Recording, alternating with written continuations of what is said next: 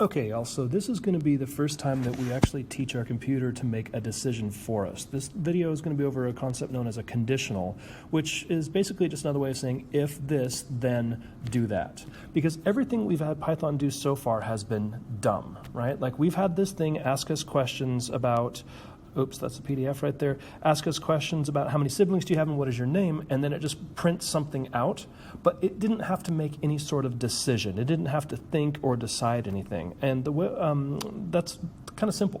What we're going to do today is get it to respond or do different things based on your answers. And so the most basic example I can think of is we're going to have this thing ask us, how are you? And depending on whether you say the word good or the word bad, it's going to print out either that's nice or it's going to print I'm sorry. So if you say good, I want it to do this. If you say bad, I want it to do that. When we go back over to the example right here, the way this sets up is pretty simple. You know, I've got all my basic things up here. I've got a question, how are you doing? And of course, we're just going to save that answer as the word mood. All of a sudden, my keyboard decides it doesn't want to connect. There we go. So this is how this is going to work.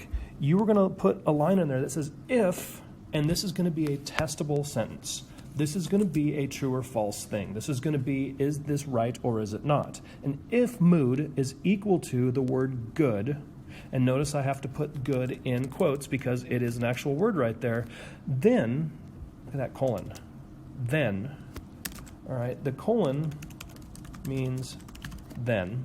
It's weird about the quotes right there. Then it's going to do the stuff that's underneath of it. Now notice that this stuff right here is indented or tabbed over one spot. This isn't a space. I didn't hit the space bar. You use the tab button. And what this is going to say is if this line is true, if the word mood is equal to good, then it's going to print out that line. Now this is not a typo here.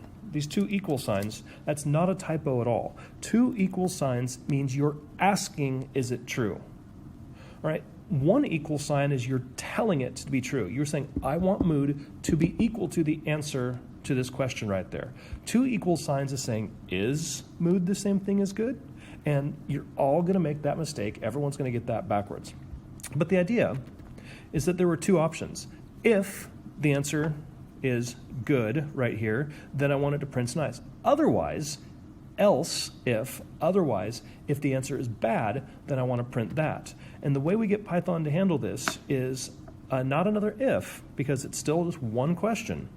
We use elif. And elif is really just short for saying otherwise, or else if. Otherwise, if the answer is bad, print I'm sorry.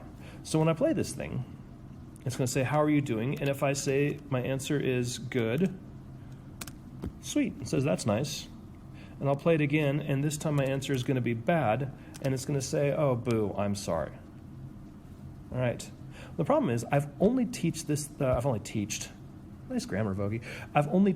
thing what to do if I say good or if I say bad, right? Back here on my little decision flow chart, those are the only two things that I've designed. And so if I say, hey, Python, this time you're going to answer me, how are you doing? And I say, okay, it doesn't know what to do because you have to explicitly teach it what it should do for each of the answers. And because I never taught it what to do if I said okay, or heaven forbid, if I said something like fine, right? It's going to have no idea what in the heck's going on.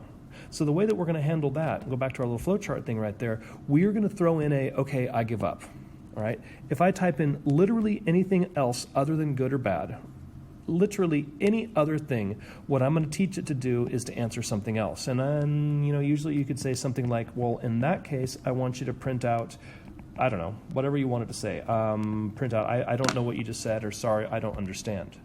So we don't have to go through and list out 9 billion different answers. We don't have to go through and list out all the different options.